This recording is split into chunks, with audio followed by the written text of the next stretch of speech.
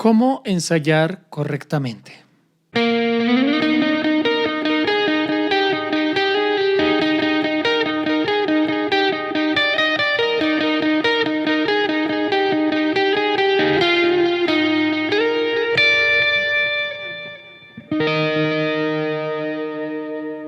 Hola a todos, yo me llamo Ricardo González Ruiz y en esta oportunidad quiero hablar sobre cómo ensayar correctamente. Seguramente a ustedes les ha pasado porque a mí me pasó durante muchos años que los ensayos de 1, 2 o 3 canciones podían parecer eternos, es decir, podíamos durar 1 hora, 2 horas, hasta 3 horas ensayando una canción.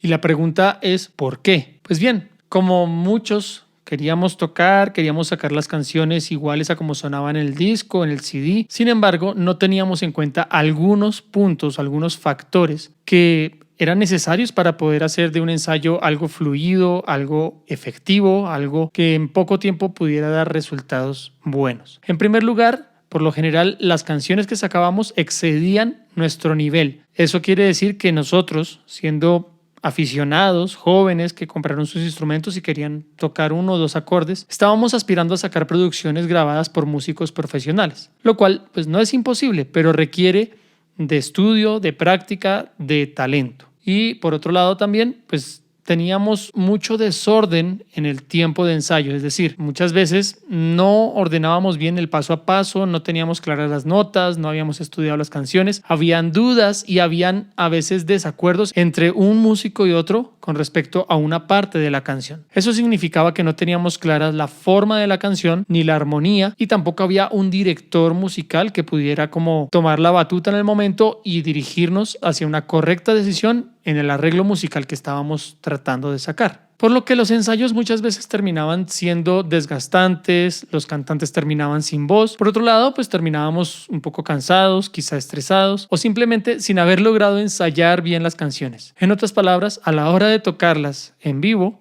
salían mal. Por eso es que salió la idea de este video. Quiero compartir un poco la experiencia y poder darles algunos consejos para que puedan ensayar de mejor manera y puedan ver buenos resultados a la hora de tocar las canciones después de un ensayo fluido, fructífero y no tan demorado.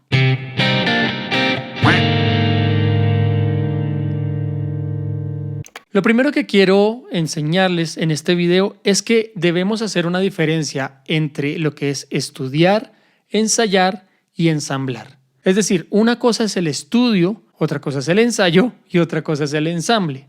El estudio y el ensayo son responsabilidad personal de cada miembro del grupo, de cada instrumento, de cada cantante, etc. En cambio, el ensamble es la responsabilidad grupal de que todo suene bien. Es decir, que lo que nosotros consideramos ensayo, en realidad es el ensamble. Pero vamos a ver rápidamente qué es estudio, qué es ensayo y qué es ensamble.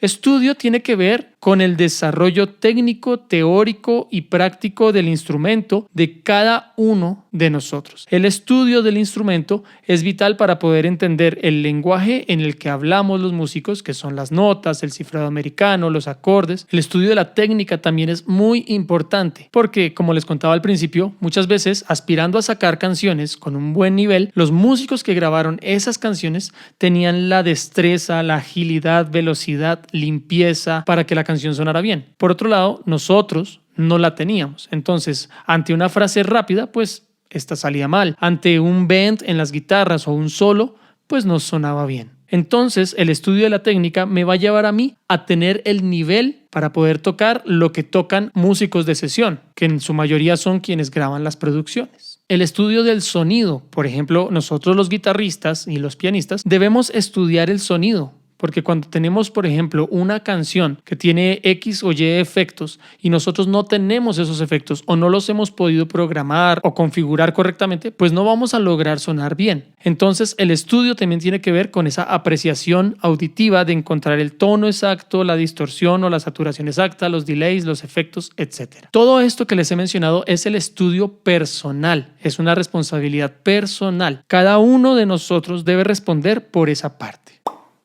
El ensayo es el estudio aplicado a las canciones que se quieren tocar. Entonces, por un lado, estudiar es escalas, ejercicios, acordes, y ensayar ya es puntualmente escuchar y sacar las canciones que queremos tocar. En otras palabras, cuando hemos estudiado, ahora nos corresponde ensayar. Por ejemplo, cuando hacemos una lista de canciones o tenemos un repertorio, nuestra responsabilidad es ensayar ese repertorio. Ensayar implica memorizarnos la armonía, memorizarnos los arreglos, memorizarnos los solos y también sacar puntualmente el sonido, el tono que cada canción requiere. Hasta aquí hemos hablado de algo que es personal, es decir, cada uno en su casa o en su lugar de estudio, pues lo va a tener que desarrollar personalmente. Voy a hacer un ejemplo de lo que sería estudio y ensayo. Estudio es, por ejemplo, el desarrollo de las escalas y la técnica.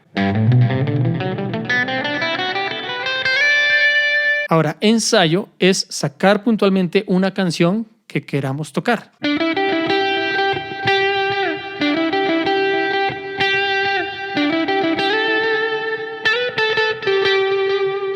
Esa canción es buenísima. No sé si la reconocen. Así es que cuando estudio y ensayo se unen, por ejemplo, cuando tengo una canción en X tonalidad, pues qué bueno es estudiar la tonalidad, estudiar los acordes de la tonalidad, las escalas, los mapas de la tonalidad. Posteriormente, ensayar es poner la canción, sacar las frases, sacar los acordes, la armonía, etc. Y también, muy importante, entender y memorizarse la forma de la canción. ¿Qué es la forma de la canción? Es reconocer las partes, intro, estrofa, precoro, coro, solo, etc. Ahora, por el otro lado, una vez cumplida esa responsabilidad de estudiar y ensayar, ahora sí viene el ensamble, que es cuando nos reunimos, cada uno con sus partes ensayadas y las ensambla, es decir, las toca junto con otros compañeros, es decir, con el baterista, el bajista, el pianista, etc. Y todo debe sonar bien. Ahora, tengan en cuenta algo. Si todos cumplimos nuestra responsabilidad de estudiar y de ensayar, a la hora de ensamblar no nos va a costar sonar bien. Cuando estaba estudiando tuve un excelente profesor que nos enseñó esta lección y él decía que el ensamble es la unión de piezas perfectamente terminadas. Es decir, que cuando cada uno de nosotros ha estudiado y ha ensayado, se puede considerar como una pieza perfectamente terminada que al unirse con otra y con otra y con otra, forman un ensamble correcto, un ensamble perfecto. Una canción sonando en su groove, en su feeling, en su armonía, en sus melodías, perfecto.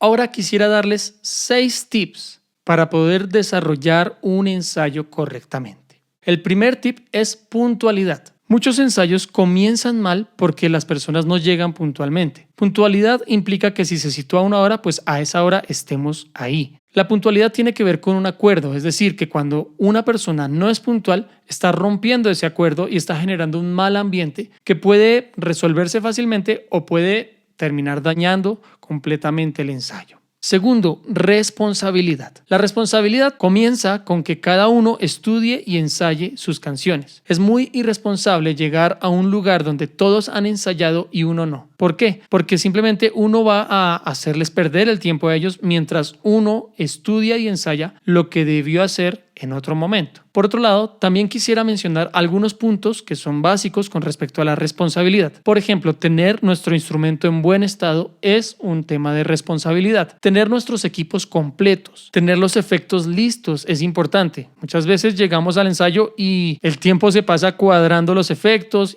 Esas son cosas que se debieron hacer en casa. Esas son cosas que se debieron hacer en el tiempo de ensayo personal. Importantísimo tener las canciones de memoria o en lo posible tenerlas de memoria. Para esto entonces es bueno ser realistas y ver en qué capacidad estamos para poder ensayar 1 o 2 o 3 o 10 o 20 canciones. Muchos grupos inicialmente se ponen metas de ensayar 20 canciones en un solo ensayo y pues es imposible, mientras que hay personas que ya son profesionales que pueden lograrlo. Entonces, una buena meta son 2 o 3 canciones por ensayo, donde podemos tener claros los arreglos de cada canción y no nos vamos a confundir. El tercer punto es el respeto. El respeto creo que es un principio fundamental de todo ensayo.